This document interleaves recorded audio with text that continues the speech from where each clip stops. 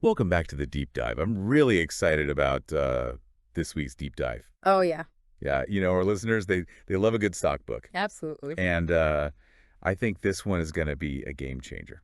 Mm. The Most Important Thing by Howard Marks. You know, what's so captivating about The Most Important Thing is that it isn't just like a book on investing. You know what I mean? It's like a collection of wisdom from his client memos spanning over 20 years. Oh, wow. So it's like battle-tested insights, straight from the trenches of Wall Street. So this Howard Marks guy is the real deal. Oh, What's absolutely. his background? Yeah, so we're talking about the co-founder of Oaktree Capital Management, Wow. a legend in the world of distressed debt and value investing. Okay. When Howard Marks speaks, people listen. All right, I'm sold.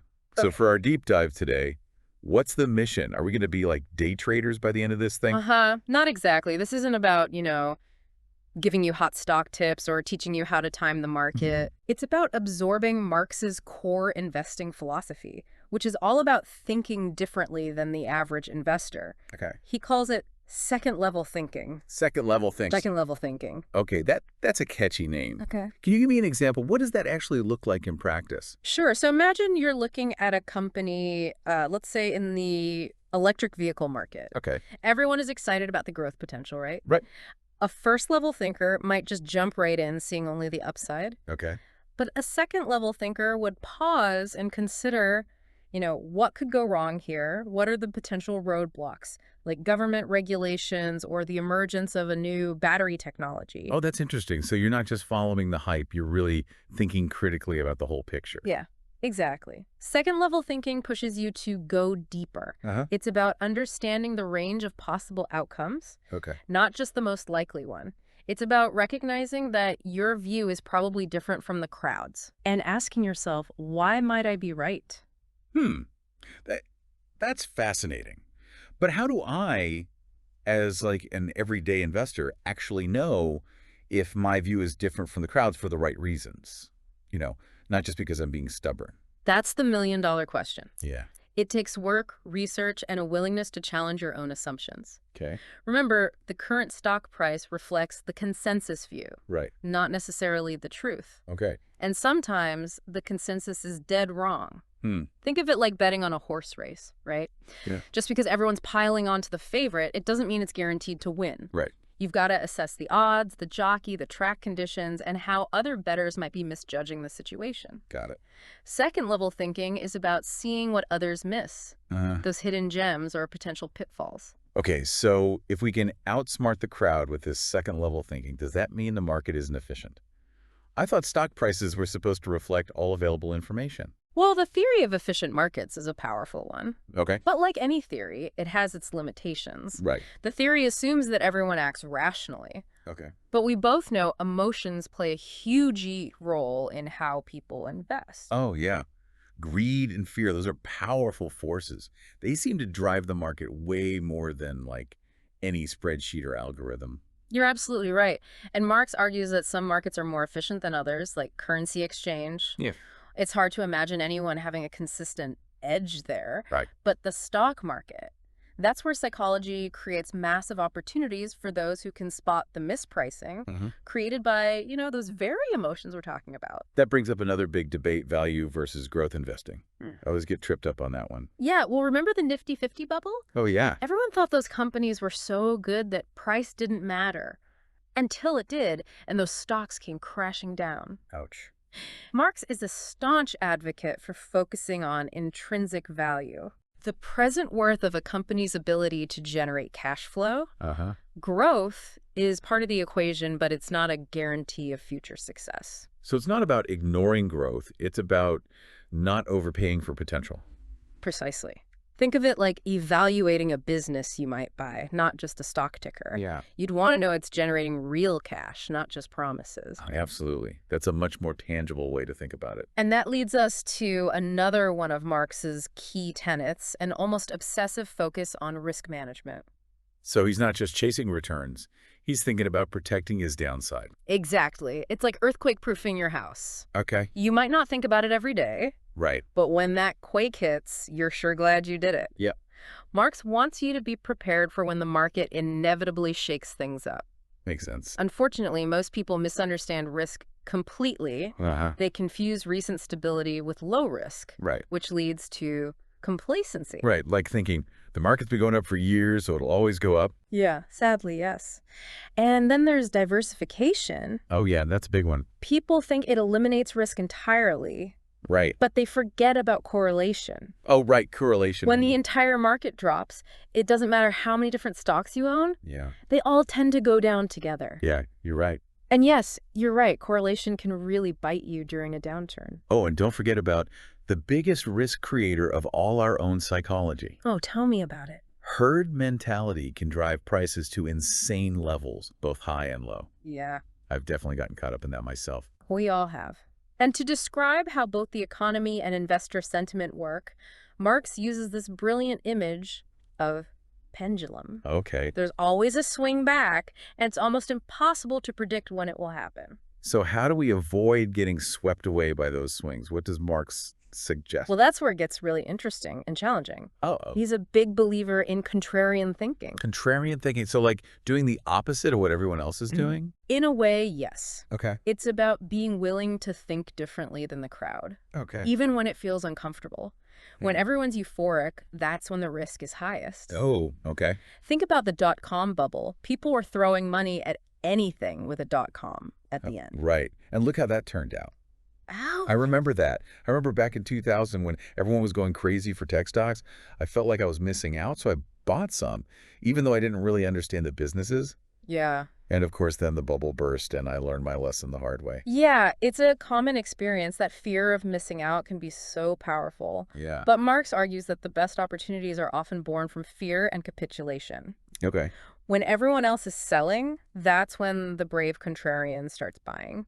It takes real discipline to go against the grain, but that's where the potential for outsized returns lies. That reminds me of Warren Buffett's famous quote, "Be fearful when others are greedy and greedy when others are fearful." Sounds like Marx is on the same wavelength. Absolutely. They both understand that market psychology is a powerful force that can create both risk and opportunities. And to illustrate this concept of patient opportunism, Marx uses a brilliant analogy from baseball. Okay. I'm all ears. I love a good sports analogy. He talks about Ted Williams, Okay. one of the greatest hitters of all time, and his sweet spot batting approach. Right. Williams knew that he couldn't hit every pitch successfully. Right. So he waited for the ones in his sweet spot. He was incredibly selective, and it paid off big time. Yeah.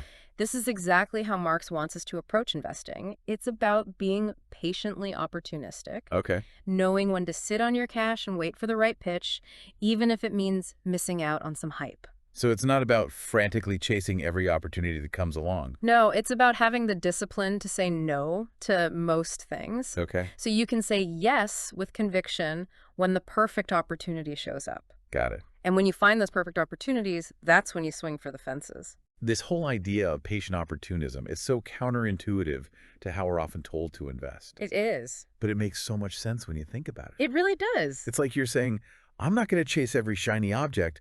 I'm going to wait for the deals that really make my heart sing. That's a great way to put it. It's about having the confidence to sit on the sidelines even when everyone else is seemingly making money hand over fist. Right. Remember, not every opportunity is a good one. Right. And it's often better to wait for the pitches that are right in your sweet spot. Right in your sweet spot. I like that. To use Mark's analogy. Yeah. Yeah. This reminds me of something we touched on earlier, the importance of understanding these market cycles. Yes. How does that tie into this whole patient opportunism thing? It's all connected. Marx is a big believer that cycles are inevitable, both in the economy and in investor sentiment. Okay. And the key to successful investing is to recognize where we are in a given cycle and to act accordingly. Yeah. So when everyone's feeling greedy and chasing the latest hot stock, that's Yeah. often a sign that we're late in the cycle. Okay. And it's time to be more cautious. Ah, so you're saying it's like a game of musical chairs. Yeah, You want to make sure you have a seat when the music stops. exactly. But on the flip side, when fear takes over and everyone's selling, Yeah. that's often a sign that we're approaching the bottom of the cycle. Right. And it might be time to start looking for bargains. Okay, that makes sense in theory, but it's still hard to actually put into practice. I agree. How do we actually overcome our emotions and act like these rational investors we're all supposed to be? It's a lifelong struggle, that's for sure. But one thing Marx suggests is to cultivate what he calls a contrarian mindset. Being a contrarian sounds kind of rebellious, doesn't it? Like going against the flow and all that? It is. It's about being willing to think differently than the crowd, even when it feels uncomfortable. Yeah. I remember Marx telling a story in his book about how during the financial crisis of 2008, everyone was panicking and selling everything they could. But he and his team at Oaktree saw it as like a once-in-a-generation opportunity. Wow. They knew that fear had driven prices down to ridiculously low levels, and they had the courage to start buying when everyone else was running for the exits. Wow. That takes guts. Did that contrarian bet pay off for them? It did. But being a contrarian isn't just about buying when everyone else is selling. Okay. It's also about selling when everyone else is buying, like during the dot-com bubble, for example. Right. It took real guts to stay away from those high-flying tech stocks when it seemed like they were going up forever. Yeah. And those who did were probably feeling pretty smug when the bubble finally burst. Probably. So contrarian thinking is basically about recognizing when the pendulum has swung too far in one direction and being willing to bet that it will eventually swing back. Got it. And this is where patience comes in again. Okay. Marx argues that the best investors are often those who are willing to wait for the right opportunities, even if it means sitting on the sidelines for extended periods of time. This discipline thing sounds really tough, especially in today's fast-paced market where it feels like everyone wants instant gratification. You're telling me. We're bombarded with information and opportunities 24/7. Yeah. But Marx reminds us that investing is a marathon, not a sprint. It's about making smart decisions over the long term, not trying to get rich quick. Right. Speaking of smart decisions, Marx also talks about understanding what he calls second-order consequences. Second-order consequences. Okay, what's that all about? It means thinking about the unintended consequences of our actions. Okay. It's about recognizing that every decision we make, especially in investing, has ripple effects that can be difficult to predict. Can you give me like a concrete example? I'm having a little trouble wrapping my head around this. Sure. Think about the housing crisis. Okay. When interest rates were low, it seemed like a no-brainer to take out a mortgage and buy a house. Right. Everyone was doing it. But what people didn't fully think about was what would happen when interest rates eventually started to rise. They also didn't fully appreciate what would happen if housing prices stopped going up. Yeah. And when those things happened, the consequences were disastrous for many people. So it's not just about what will happen. Right. It's about what could happen, even if it's not the most likely scenario. Precisely. And sometimes the best way to avoid disaster is to simply not participate in the first place. Okay. That's not to say that we should be paralyzed by fear, Right. but we need to be aware of those potential second-order consequences. This all sounds very risk-averse, Yeah. but isn't Marx like a successful investor? Didn't he make a lot of money in the high-yield bond market, which is considered pretty risky? He did. But Marx isn't against taking risks. Okay. He's just against taking risks that he doesn't understand or that aren't appropriately compensated for. So it's about taking calculated risks, Yes, understanding the potential downside and making sure the potential upside is worth it. exactly. And it's about recognizing that the biggest risk of all is often the risk of permanent capital loss. That's the one we want to avoid at all costs. Okay. And to help mitigate that risk, Marx emphasizes the importance of having a margin of safety in all of our investments. Okay, break that down for me. What does margin of safety actually mean? It means buying assets for significantly less than they're worth. Okay. Kind of like buying a dollar for 50 cents. Okay. That way, even if our analysis is wrong or if something unexpected happens, we're less likely to lose money. That sounds like a pretty good strategy to me. But how do we actually find those bargains? Where do we look? Marx argues that the best bargains are often found in areas that are out of favor, kind of like that contrarian thinking we were talking about earlier. Oh, okay. So it's about being willing to look where others aren't looking. Yeah. And to see value where others don't. Yeah. It can be a powerful way to generate outsized returns over time. That's pretty contrarian. It is. This all sounds very simple in theory, but it's obviously a lot harder to put into practice. It is. But the good news is that Marx has provided us with a roadmap for how to think about investing in a more intelligent and successful way. Yeah. He doesn't pretend to have all the answers, but he offers valuable frameworks and principles that we can apply to our own investing journeys. And he's done it in a way that's both insightful and incredibly entertaining, at least from what I've heard. That's right. The most important thing is one of those rare books that can truly change the way you think about investing. Yep. It's one that you'll want to refer back to again and again throughout your investing journey. Now, before we wrap up this deep dive into Howard Marks' wisdom, there's one more concept I wanted to touch on. He calls it reflexivity. Sounds pretty complicated. What's that all about? It's actually a fairly straightforward concept, though the implications are profound. Okay. Reflexivity is the idea that our perceptions can influence reality. So it's like a self-fulfilling prophecy. If enough people believe something, it becomes true. Exactly. Think about a stock that starts going up in price. People see it going up, and they start to think it must be a good investment. Right. So they buy more, which drives the price up even further. Ah, I see. It creates a feedback loop where the price keeps going up, even if the underlying fundamentals of the company haven't changed. Right. And that can create bubbles and distortions in the market. Right. On the flip side, negative perceptions can also become self-fulfilling. Oh, If enough people believe a company is doomed, they'll sell their shares, driving the price down, even if the company's prospects aren't as bad as people think. so the market can sometimes create its own reality, both good and bad. Exactly. That's a pretty powerful insight. Yeah. How do we avoid getting sucked into those feedback loops and making emotional decisions? Marx argues that it's all about sticking to our investment discipline and not letting emotions cloud our judgment. Okay. It's about remembering those core principles: Hmm. value, risk management, and patience. It all comes back to the basics. So you're saying we need to be aware of reflexivity, Yes. but not let it dictate our decisions. We need to think for ourselves and do our own due diligence. Precisely. We can't control what the market does, but we can control how we react to it. Right. That's the essence of Marx' philosophy. It's really refreshing to hear an investing philosophy that's, grounded in reality, Yeah. acknowledging the role of emotions in psychology, right? Yeah. So much of what we hear out there is all about chasing the next hot stock or trying to time the market perfectly. It is. It's definitely a different approach. Yeah. And I think one that resonates with a lot of investors, who are tired of the hype and the noise. Yeah. Marx isn't promising overnight riches. He's offering a path to building long-term wealth through careful analysis, risk management, and a healthy dose of skepticism. And speaking of skepticism, I think it's important to acknowledge that even the best investors make mistakes, Howard Marks included. Oh, absolutely. One of the things I appreciate most about Marx is that he's incredibly open about his own missteps. Yeah. He doesn't pretend to have all the answers, and he's constantly learning and evolving his thinking. It's so refreshing to hear that kind of humility from someone who's achieved so much success. It is. It makes his advice even more credible, I think. I agree, and one of the biggest lessons Marx has learned throughout his career is that investing is as much about psychology as it is about finance. Yeah. We've talked a lot about the role of emotions in investing, but can you give me a specific example of how Marx has applied this insight in his own career? I'm curious about that too. Do you have a good story?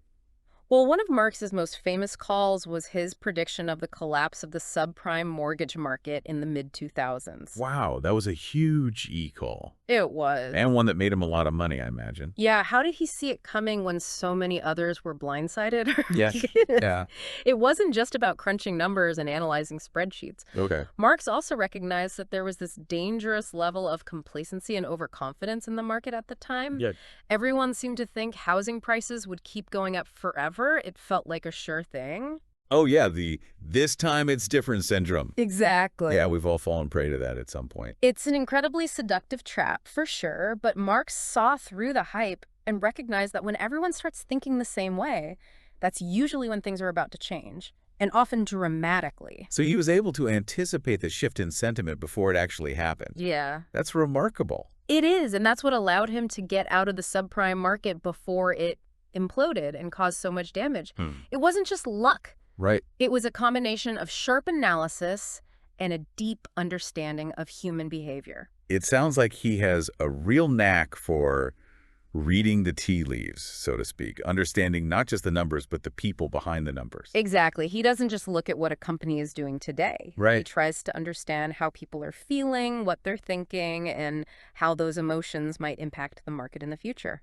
Okay, so we've covered a lot of ground today. But if you had to boil down Marx' philosophy to its essence, what would you say is the one most important thing, according to him? That's a great question, and one that Marx himself answers directly in the book. Okay. Drum roll, please. Okay, I'm waiting. The most important thing, according to Howard Marks, is second-level thinking. Uh-huh. We're back to that again.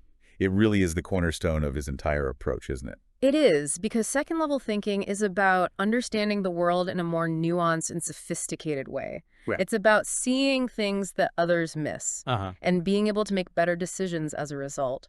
It's about challenging conventional wisdom, questioning assumptions, and being willing to think for yourself. So if we can master second-level thinking, we'll be well on our way to becoming successful investors, just like Howard Marks. That's the goal. And that's why The Most Important Thing is such a valuable book, Okay. especially for anyone who loves stock books like our listeners do. Right? It's a masterclass in second-level thinking, and one that every serious investor should read and reread. Yeah.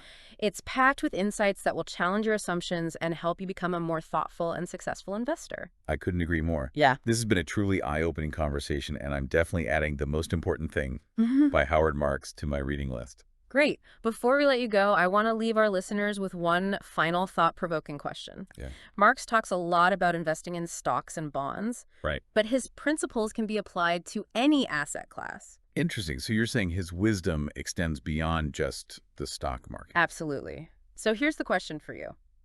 How could you apply Marx's philosophy, especially that second-level thinking, to make better decisions about real estate, private businesses, or even cryptocurrencies? Hmm.